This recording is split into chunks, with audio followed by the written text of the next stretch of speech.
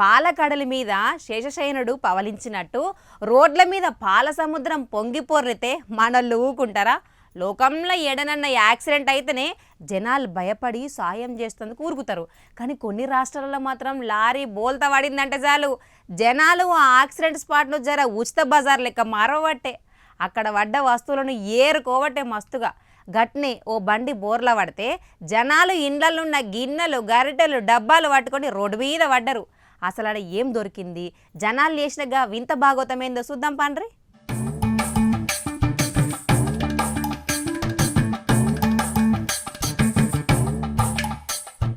అసలు ముచ్చట్ల కత్తే ఈ వింత వ్యవహారం మన బీహార్లో ఉన్న ఒక నేషనల్ హైవే మీద అయ్యింది. రోడ్డు మీద ఫుల్ స్పీడ్తో పోతున్న పెద్ద పాల ట్యాంకర్ లారీ సడన్గా కంట్రోల్ తప్పి రోడ్డు పక్కన బోల్తా కొట్టింది.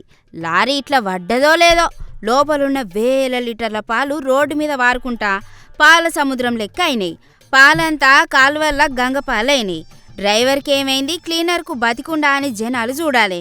కానీ రోడ్డు మీద పొంగుతున్న ఆ పాలను చూసి షాతి కొట్టుకుంటా ఇగేమున్నది ఫ్రీగా పాలు దొరుకుతున్నాయి రోయ్ అనుకుంటా ఊళ్ళున్నోళ్ళందరికీ పాల కబురు పంపిండ్రు.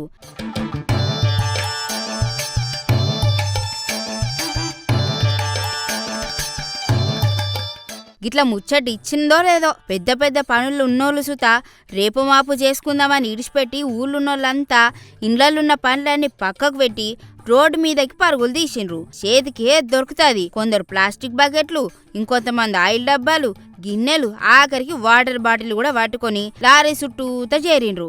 లారీ లీకేజ్ లెక్కని చూస్తున్న పాలను పోటీపడి మరి డబ్బాలే నింపుకుండ్రు. కొందరైతే నీళ్లు తాగినట్టు ఆడనే తాగిండ్రు. చూస్తుంటే ఆడ యాక్సిడెంట్ అయిందా లేకపోతే సర్కార్ ఏమన్నా ఉచిత పాల పంపిణీ కేంద్రం పెట్టిందా అనే రేంజ్లో ఎగబడ్డారు జనాలు.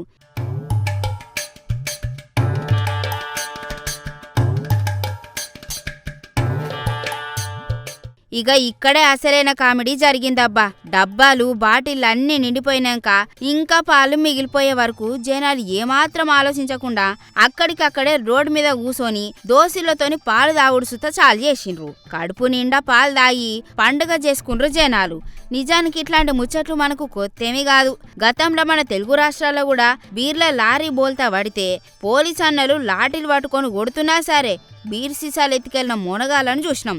గట్లనే ఇంకో దగ్గర కోళ్ల లారీ తిరగబడితే చికెన్ బిర్యానీ సెంటిమెంట్తోని కోళ్లను కోడిపుంజులు లెక్క ఎత్తుకెళ్ళిపోయినరు. ఇప్పుడు బీహార్ జనాలు వీళ్ళందరినీ దాటేసి హెల్త్ ఈజ్ వెల్త్ అనుకుంటా ఉచిత పాలన తాగేసి సరికొత్త రికార్డు కొట్టినంత పనిచేసిండ్రు.